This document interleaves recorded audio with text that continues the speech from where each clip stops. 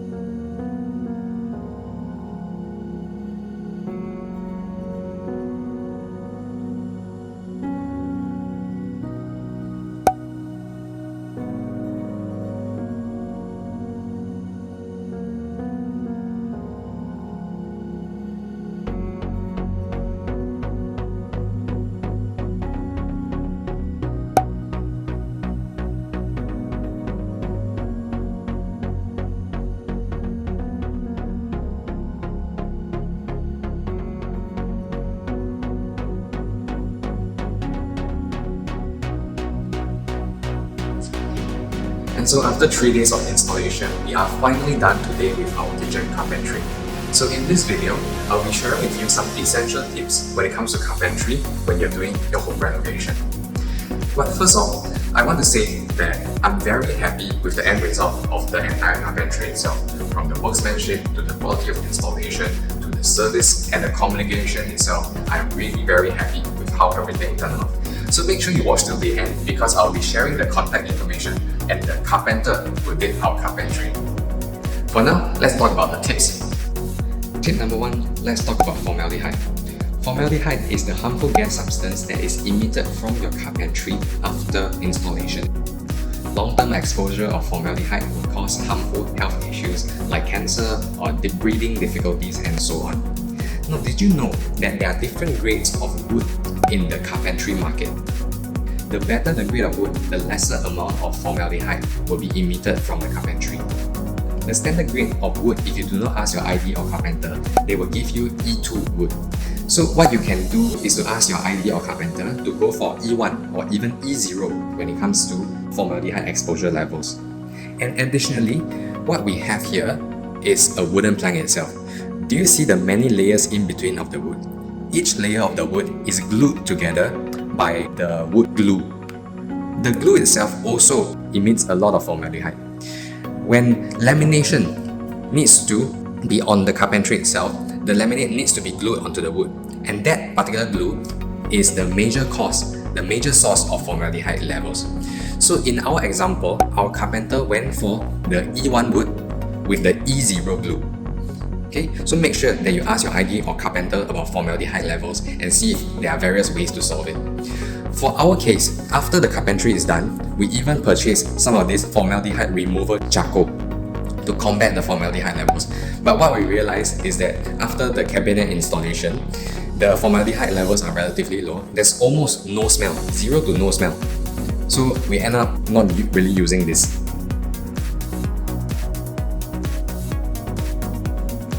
Here's the next tips.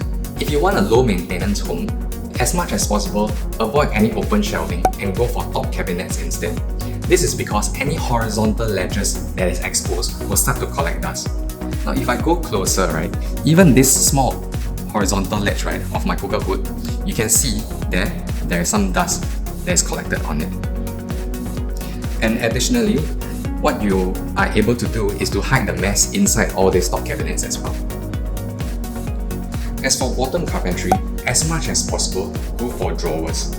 So these are all drawers over here, and what we have here are casement doors itself.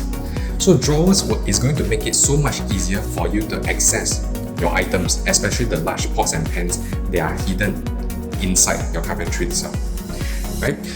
So this will make it so much easier for you to access your items. You can also go for inner drawers, like what we have here, where you can see drawers in a drawer. These are places for you to put your utensils and your small items, your coffee bags and so on. Okay, let me close this. And you can see that over here, because of the sink, we are forced to use a casement door over here. But even with a casement door, we have also invested in inner mechanisms like this that is somewhat like a drawer. This can also be pulled up. Right? So for bottom carpentry, make sure to go with a lot of drawers. And over here at this side is our condiment rack, which is also a drawer itself. Okay. When it comes to cost, the drawers would definitely cost more money when it comes as compared to casement doors, like on top. This is because the drawers will need the special runners that cost a lot of money. But this is definitely money well spent and should not be saved. Now, if you are going for inner cabinet mechanisms like what you see over here, you need to make sure that you inform your carpenter early because space planning is very important. Same for this kind of pull-down mechanisms. If you are going for this kind of mechanisms, make sure you inform your carpenter very early on in the renovation process. This is because you need to send the dimensions to your carpenter to ensure that this can be purchased. After you have purchased all these items, you need to send these items to your carpenter for fabrication of the carpentry. Because any mistake that is made will mean that you will need to throw away or sell away or give away these kind of mechanisms. Because there's very tight space planning involved when it comes to this. To ensure that everything can open and close smoothly over here. And so here's the next tip, and it's about laminate selection. Of course, you need to select your laminates carefully. As for the wood itself, right, always try to go for a smoother laminate because when it comes to a smoother laminate, it is easy for you to wipe down and it's better in terms of long-term maintenance itself. When you're choosing laminate, right, I would always advise to go for matte surfaces instead of glossy surfaces. For glossy surfaces, it becomes a fingerprint magnet. Any touch that you make on your laminate, all the high contact areas will absorb fingerprints itself. As you can see, right, this is a glass surface of our hood. Any touch that you do here will result in a few fingerprints, especially when your hands are dirty. As for the choice of color, right, I would recommend that for the top cabinet, you can go for a light color laminates. This will make your kitchen, right, not look too bulky when it comes to your top cabinet. If you're going for darker laminates, even for the top, right, it will make your kitchen look a little bit small. At least that it was how I felt. So what we went for here is the bottom wood laminate and also the light color top laminate. Now, speaking about the choice of laminate color, there's this thing called the ABS edging. Do you see that this edge is finished with a curve and you cannot actually see the dark color, the joints of the laminate? This is called ABS edging. However, if you're going for light color laminates, do take note that ABS edging can only be done on the door itself, but not the frame.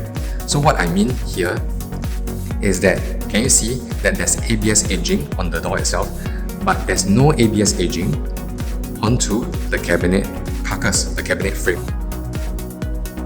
I'm not sure the exact reason about this, but from what I understand, there needs to be a certain thickness, a certain dimensions of your carpentry for them to do the ABS edging.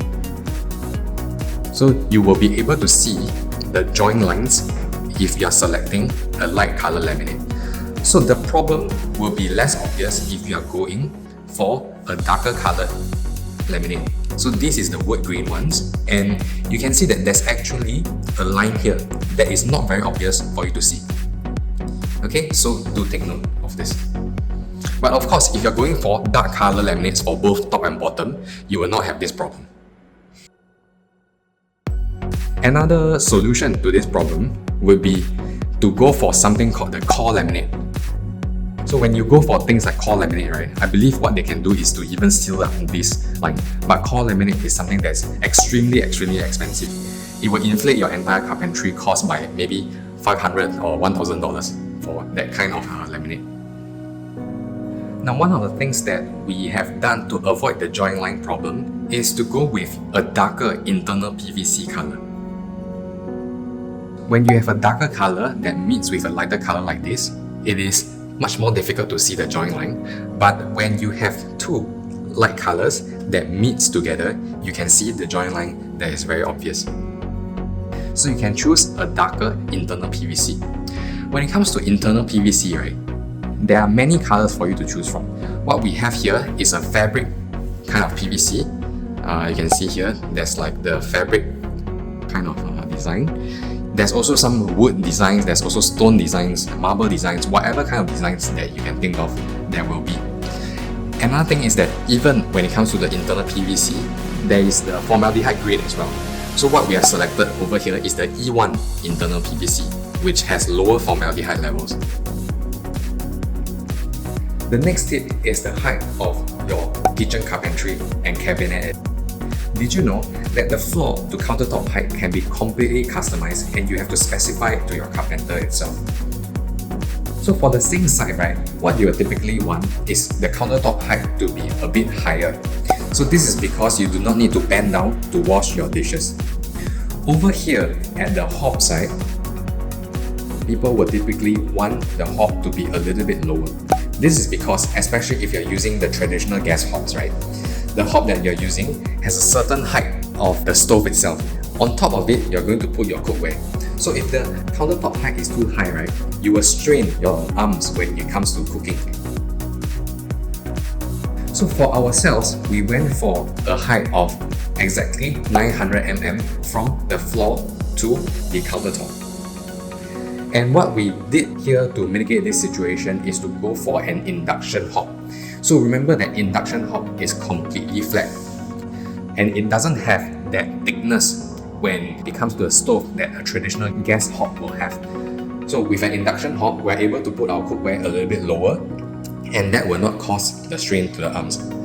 And similarly, for the sink side, we are going for a deeper sink. So with a higher countertop height, we are not going to need to bend down as much to wash our dishes. The sink that we have selected is 25 centimeters deep. Typical ones that you see out in the market are only 22 cm. Ours is a little bit deeper for us to put our large cookware into the sink. So maybe in a later video, I will do a review of this sink. I believe it is the best sink out in the market. So stay tuned. Now, if you are really unsure of what countertop to floor height you should select, just go for somewhere in between 85 centimeters to 90 centimeters. That should be safe. If you are going for an induction hob like ours, you can afford to go higher. If you are going for a traditional gas hob, you can go lower, maybe to 85 centimeters, and that should be sufficient for your needs. Now the same situation applies for the toe kick. You can also completely customize the height of the toe kick. The default height of the toe kick is about 50 mm. Some homeowners prefer it to be a little bit higher so that your mop can go through and it makes it easier for cleaning. Right, the purpose of the toe kick is so that you can put your toe inside when it comes to cooking, right? So you have a little bit more space. Same for here as well. You can put your toe inside when you're doing the dishes. But I believe nowadays the Robo Vacuum technology has this mop extend feature that allows you to mop the inside corners of the toe kick. So that's no longer an issue. But if you are planning your toe kick, this is something that you may need to take note of. And that is all for today's video. We have to split the video into two parts because there's just too many things to share about carpentry. The company who did our carpentry was How To Design. Overall, very happy with their service. They have many installation teams deployed every single day, and the one that was assigned to our project had a great working attitude, and the end result was also very satisfactory.